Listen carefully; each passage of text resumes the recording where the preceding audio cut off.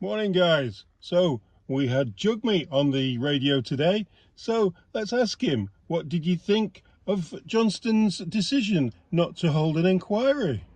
I disagree with the former Governor General, Mr. Johnston, on not declaring or calling a public inquiry.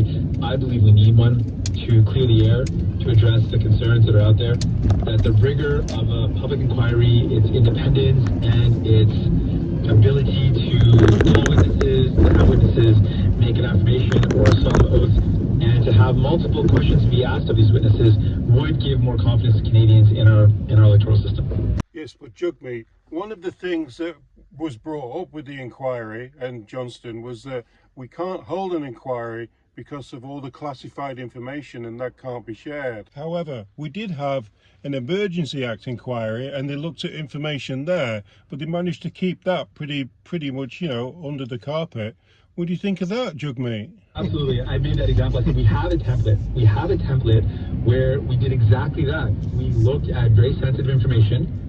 An independent judge made a very appropriate determination where that information was going to risk national security, and it was not disclosed, and other information was made public. That is exactly what we could do. That's why a public inquiry could work. We have the Trudeau Commission and that work that was done as an example of how to do it correctly. And I point to the Trudeau Commission because, except for maybe the most extreme fringes, most Canadians saw that process and thought that was reasonable. We can see where the questions are going. Multiple ministers, including the Prime Minister, were asked questions by various lawyers. And at the end of it, we were satisfied that there was a thorough examination of the decision around calling the Emergencies Act.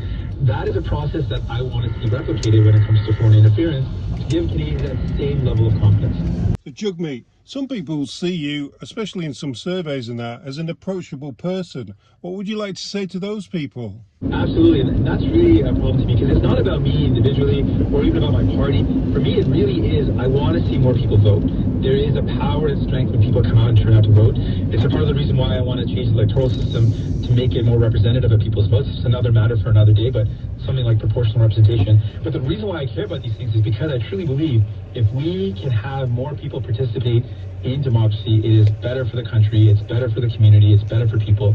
And these type of things, allegations of foreign interference, while I accept the evidence that it didn't shape the outcome of the election, it certainly had some impacts on nomination meetings, and we don't know how far it went. We don't know the full extent of it.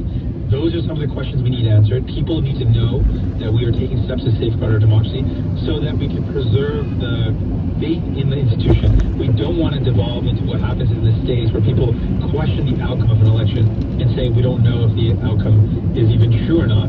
That is a scary thing that might happen. And the way we can prevent that is by maintaining the utmost confidence in our electoral system, in the institution, and we have to take it very seriously when there's any sort of challenge to that, any sort of threat to that. And the more bigger we have with protecting it, the more confidence we can restore in Canadians. So with you disagreeing with the outcome of the inquiry, don't you think it's time to break up your alliance with the Liberals and vote no confidence? Or well, we've been frustrated with the Liberal government on a number of fronts, and it's one of those things where we are forcing a government that has opposed us, has opposed something like the dental care program in the past, has opposed the initiatives that we've called for, like pharmacare, and we are forcing them to do things that they are opposed to. So yeah, but what I'm saying is, what would it take for you to break up with the Liberals?